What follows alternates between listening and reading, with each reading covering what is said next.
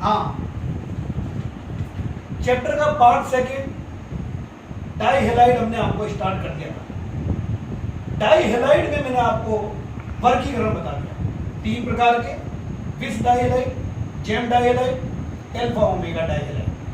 बनाने की विधि, पहला आता है विस डाई हेलाइड।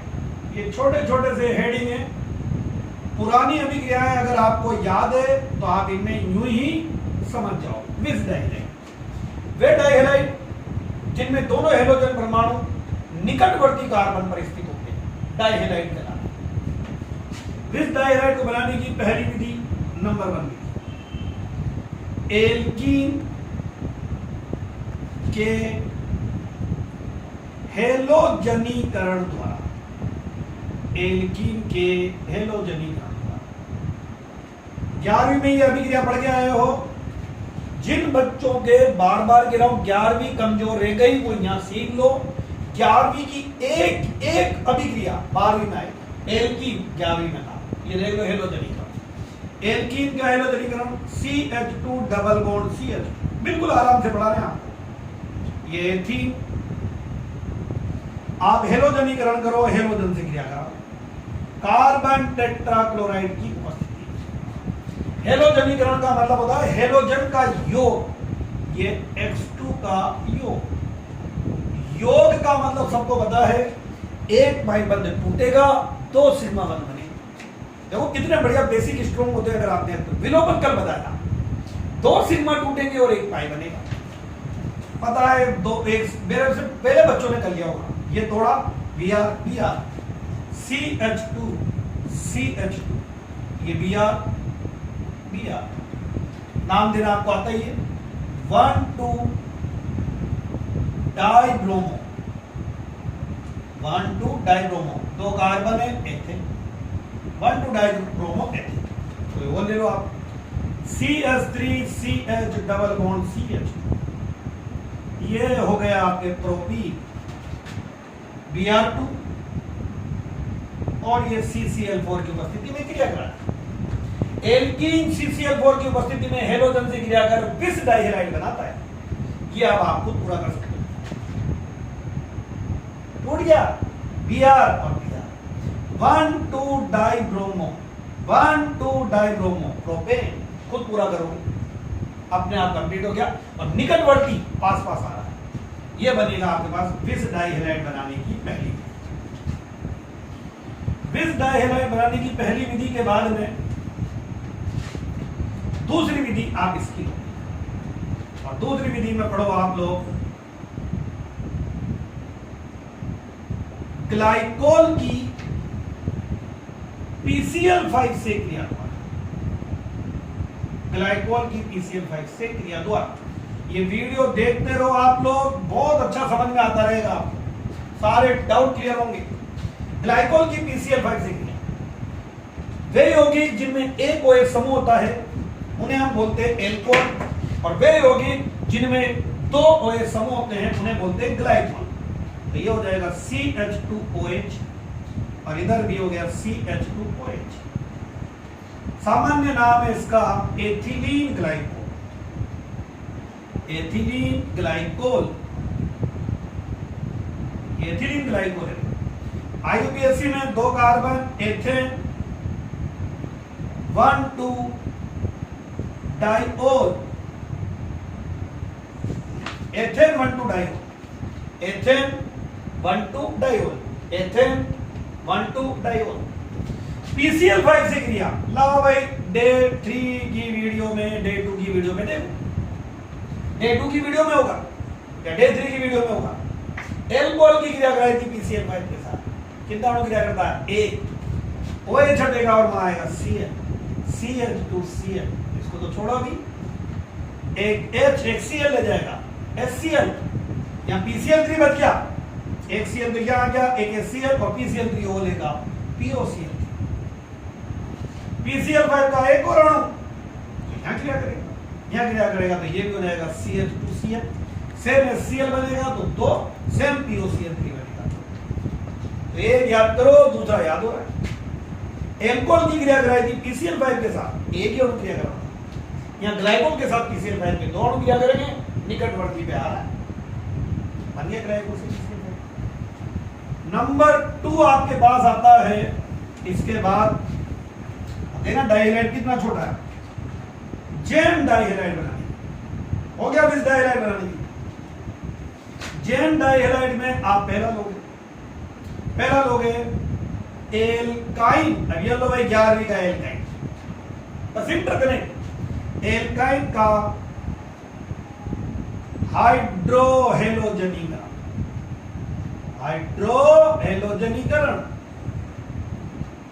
एल्काइन का हाइड्रोहेलोजनीकरण, hydrogen H, halogen X, HX का योग, आपके पास में HX का योग कर दो, करते CH ट्रिपल बॉन्ड CH, ये HX का योग, HX से Cl का योग, किसी का भी योग, सबको पता है किसके अनुसार होगा, ये एथाइन, 2 कार्बन है एथाइन,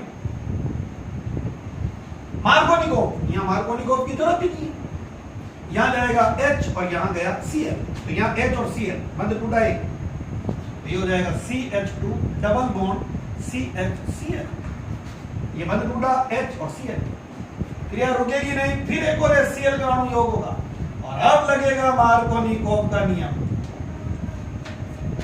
किसी असंतृप्त यौगिक में ध्रुवीय अणु का योग करने पर ध्रुवीय अणु का ऋणात्मक भाग उस द्विबंधित कार्बन परमाणु पर जाता है जिस पर हाइड्रोजन परमाणुओं की संख्या कम होती है।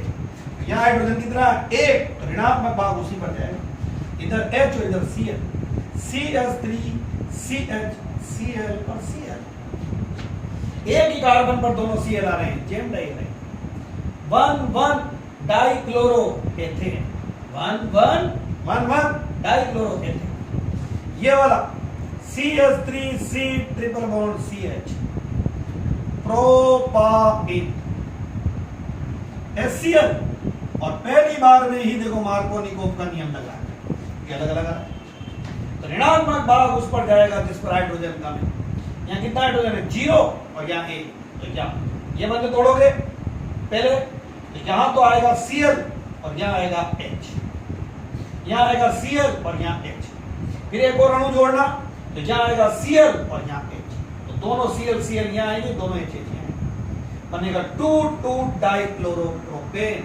आप लोग बनाओ 2,2 डाइक्लोरोप्रोपेन, आपको बनाना।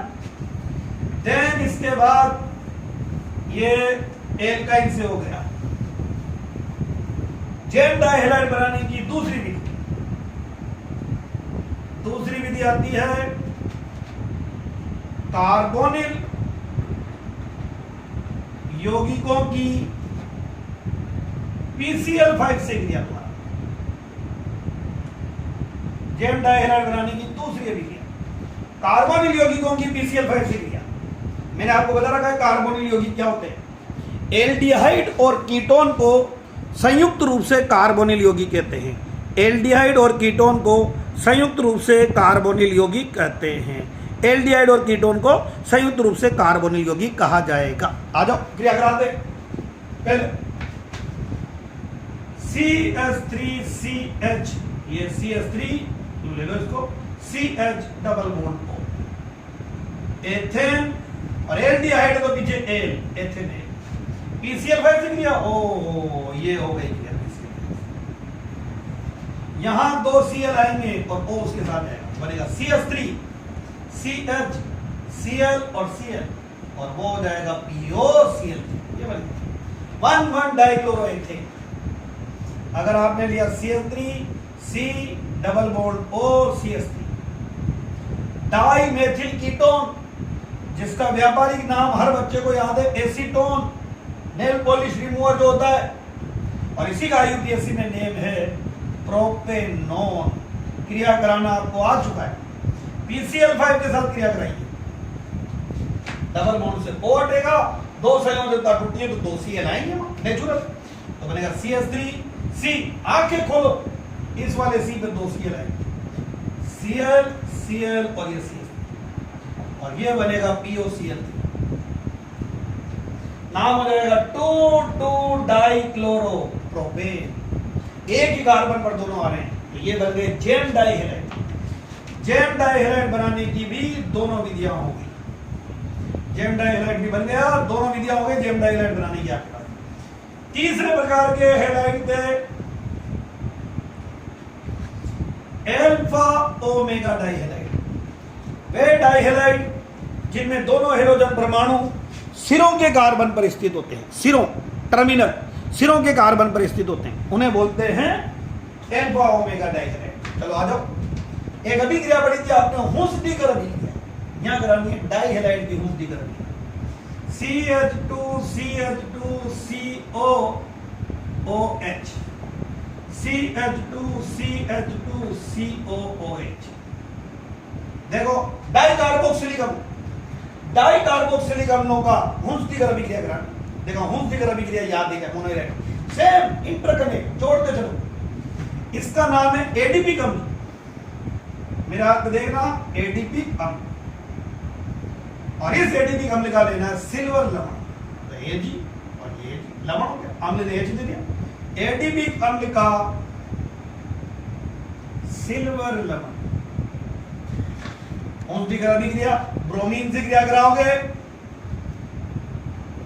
CCl4 की उपस्थिति में, यहां से CO2 हटेगा, ये CO2 हट गया, AgBr ले जाएगा और एक Br यहां है, ये बनेगा बनाओ CH2CH2Br, CH2CH2। सेम एक और ब्रोमीन का अणु यहां क्या करते हैं, तो इधर भी CO2 निकलेगा तो 2 CO2, एक और Ag एक Br ले जाएगा, AgBr और एक Br गया।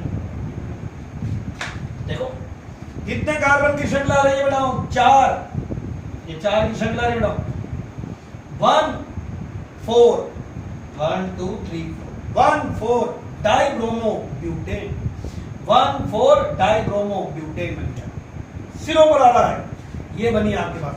तो क्या बोलोगे, डाइकार्बोक्सिलिक अम्लों के सिल्वर लवण की CCl4 की उपस्थिति में ब्रोमीन से क्रिया कराओ, डाइकार्बोक्सिलिक अम्लों की कराएंगे हुंसडीकर अभिक्रिया, तो आपके पास बनता है alpha omega dihalide, alpha omega dihalide बन जाएगा।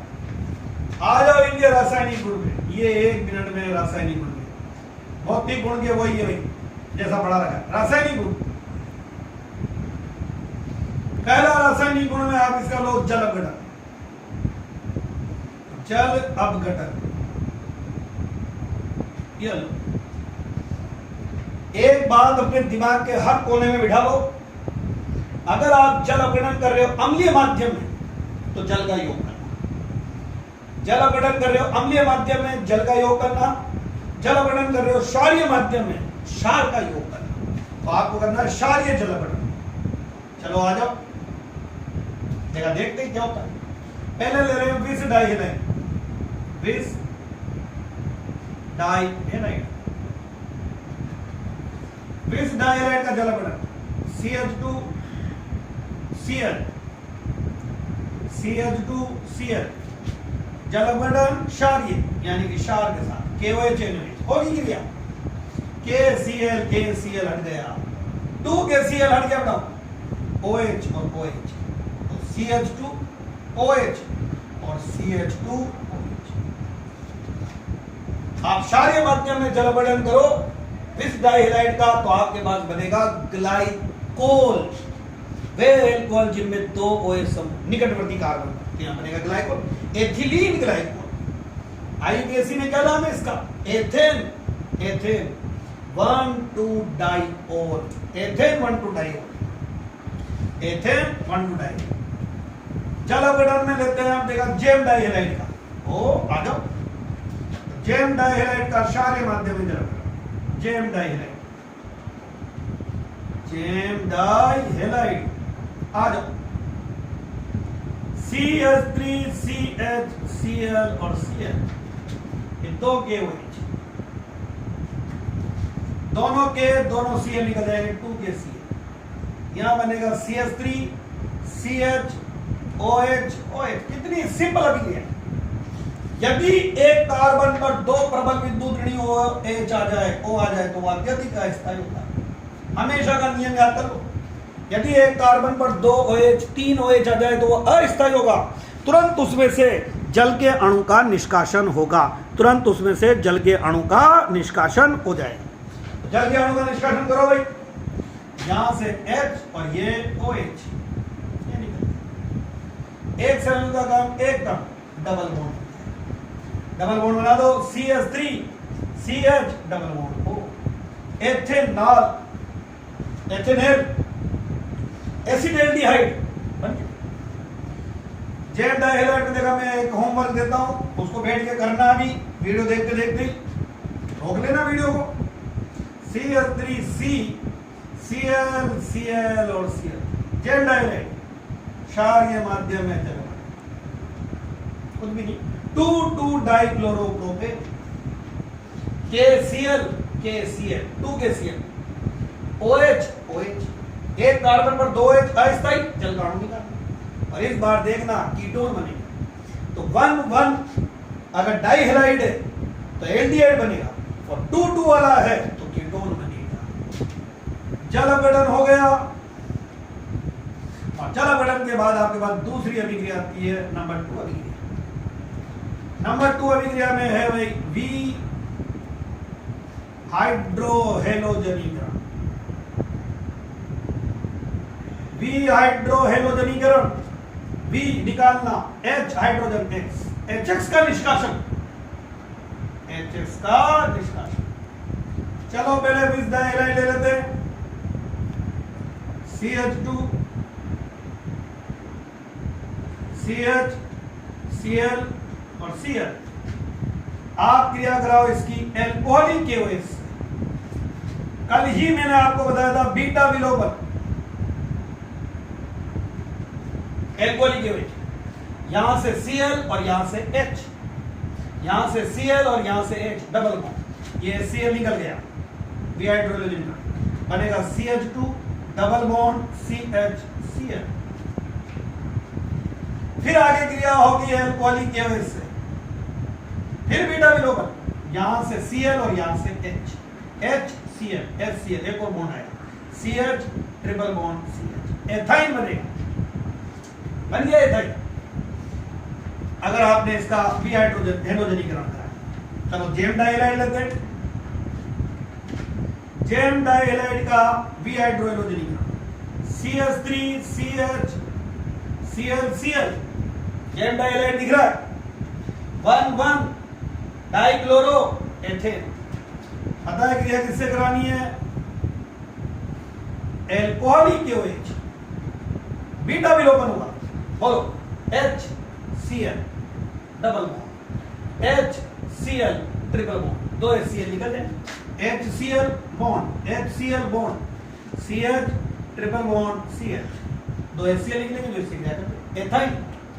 तो चाहे विस डाइहैलाइड लो चाहे जेम डाइहैलाइड लो, विस डाइहैलाइड या जेम डाइहैलाइड, एल्कोहलिक KOH से क्रिया करो, बीटा विलोपन होगा और बनेगा एल्काइन। फिर देखो 11 आ गया, एल्काइन के विरचन की विधियां 11, और यहां गुण में डाइहैलाइड का वी हाइड्रोहेलोजनीकरण करो, एल्कोहलिक KOH से क्रिया कराओ, एल्कोहलिक KOH से क्रिया कराओ, बीटा विलोपन होगा, और बीटा विलोपन होने के बाद बीटा विलोपन होगा, और बीटा विलोपन के बाद आपके पास में बनेगा एल्काइन, एल्काइन बनाने की विधि। तीसरी अभिक्रिया हो गई वी हेलोजनीकरण, आखिरी अभिक्रिया डाइहैलाइड, वी हेलोजनीकरण, हेलोजन का निष्कासन, हेलोजन बाहर निकलेगी। चलो पहले ले रहे हैं विस डाइहैलाइड, CH2 Cl और Cl, विस डाइहैलाइड, क्रिया कराओगे जिंक चूर्ण, जिंक को बोलते हैं बेटाओ हिंदी में यशद, और चूर्ण को बोलते हैं रज, यशद रज। जैसे सबको बता, सोने को बोलते हैं स्वर्ण, चांदी को बोलते हैं रजत, जिंक को बोलते हैं यशद, और चूर्ण का मतलब रज। कहीं भी लिख रहा हो यशद रज, समझ जाना जिंक चूर्ण। क्रिया तो ये हो गई, येलो। विलोपन double bond CH2 double bond CH, ethene, और बाहर निकल जाएगा ZnCl। क्या सीधा अभी पूछूंगा, विस डाइहेलाइड की जिंक चूर्ण यशद रज से क्रिया कराओ, यशद रज इंग्लिश में जिंक चूर्ण, जिंक पाउडर क्रिया कराओ, समान कार्बन परमाणुओं की, दो है तो दो की एल्कीन बनती है। एल्कीन बनाने की विधि 11वीं, सब 11वीं चल रही है। अगला लेते हैं जेम डाइहेलाइड।